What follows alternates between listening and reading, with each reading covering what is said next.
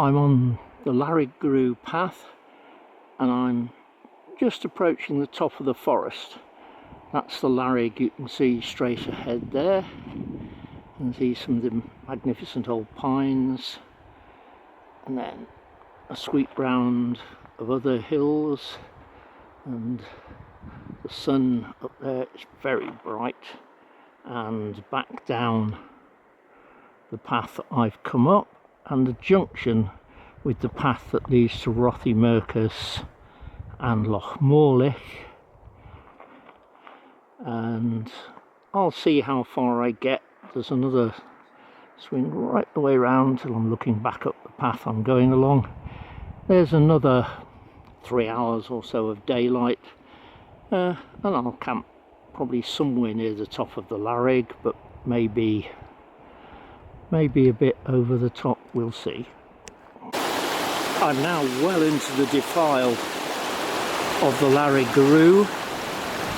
Lost the sun down here, but this is a special spot where I always stop, a magical spot, because it's where the burn that runs down from the top of the Lairig comes out of these boulders and starts to rush down as already quite a big stream into Rothimercus. Now that way there's lots of water. Swinging back round again, and here's where it emerges from the boulders, and I'll now be crossing the stream here and heading up where it is into the V of the Lairig, and see how far I get before I camp. Well, I ended up camped just below the summit of the Lairig Ghru, about 800 metres. It's only a few hundred metres to the top of the pass. It's quite a comfortable site. There's slightly gusty wind, though I don't think it's going to bother me overnight. The sky is not as clear at the moment as I hoped it would be. Temperature's down to 3 degrees, so there'll probably be a frost tonight. I've already had some cup of soup, and I'm shortly going to have some chili flavoured noodles, and then it'll be time to sleep so that I can be up early enough for the dawn. And when it's a bit lighter, I might do another little video and show the tents, which you can see a little bit of here. But this is the original Akto. This is the one I've had for nearly 30 years, and I took on my summer-long walk over all the Munros and Tops in 1996, so a long time ago. And it performed superbly. I haven't used it for a while, so I thought to get it out, see how it does. All seems fine, and I brought it out because, you know, it's 30th anniversary of the launch of the Akto, a very influential tent, so I thought I should try the original one, see what I thought of it now. Anyway, probably more about that tomorrow.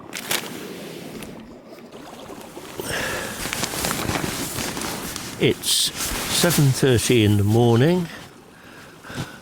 Still quite chilly. Temperature is +1. Overnight fell to -2.5. But now I'm going to fire up the stove and make some coffee.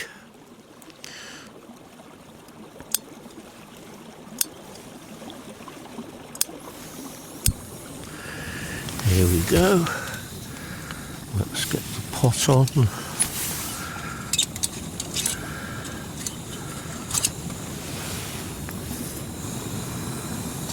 And turn it up full.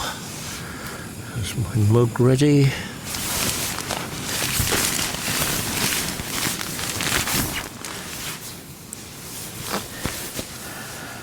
I had a comfortable night, slept warm enough in a favourite sleeping bag.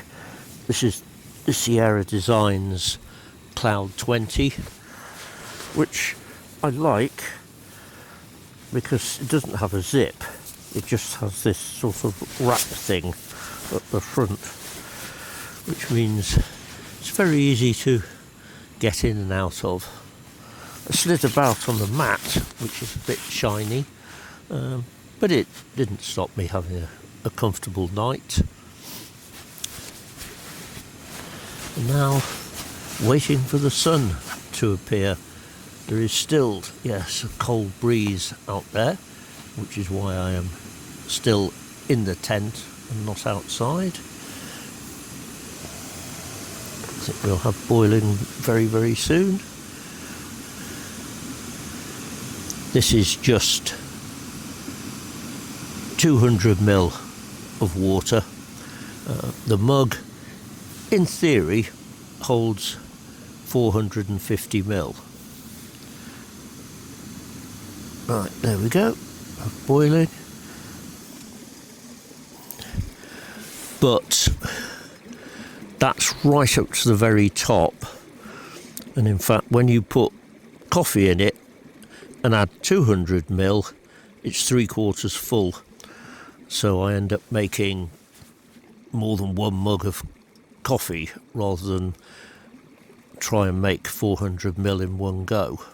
A slightly bigger mug would be nice.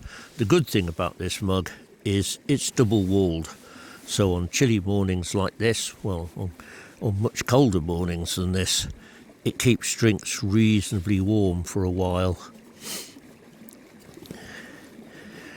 But one that was 500 ml, 550 would mean I could make a big mug of coffee all in one go. And just let that cool a little, and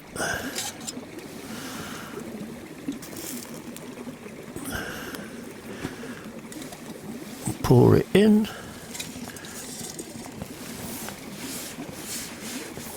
And give it a stir.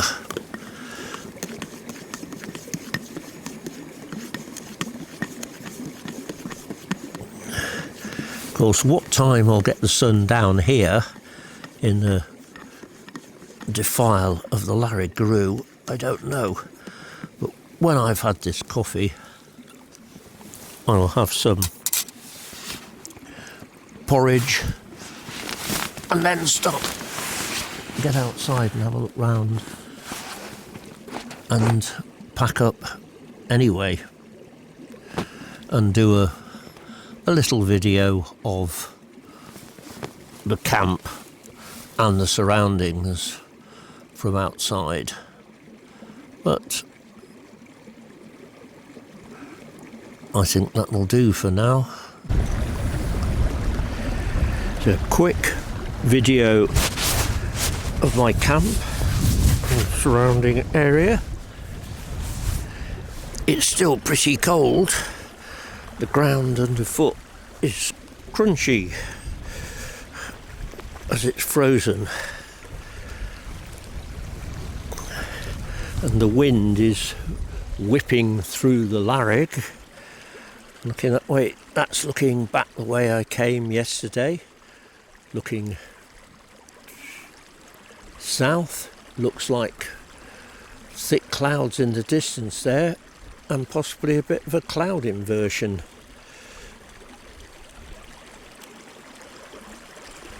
Right down in the glen, but you can see the sun is up much higher than here. I don't know how long it will take to reach here.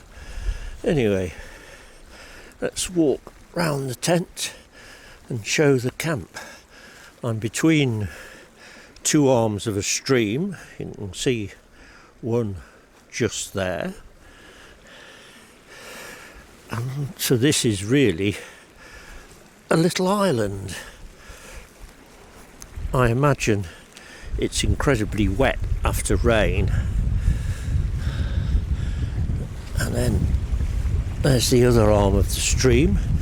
You can see where the two connect. One on the left is dry in places. And the main stream is there. And swinging round this way, you can see the way I'm going. That's the top of the Lairig, just up there. And then up here, you can see more sunshine on the slopes of Sronda Lairig. Slowly creeping down towards the tent. I wonder how many hundreds and hundreds of nights I've spent waiting for the sunshine to reach a cold camp. Anyway, it is cold.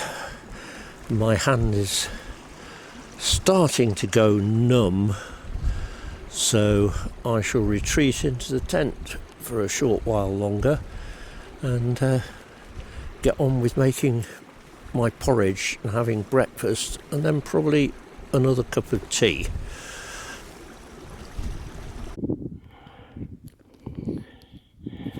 This is looking back along one of the pools of Dee. The summit of the Lairig is just beyond there.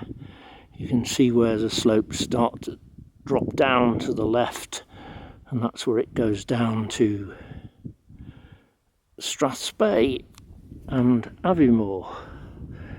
And if we swing round into the sun, and there you can see Cairngorms and the path leading onwards, which will soon start to descend towards Deeside.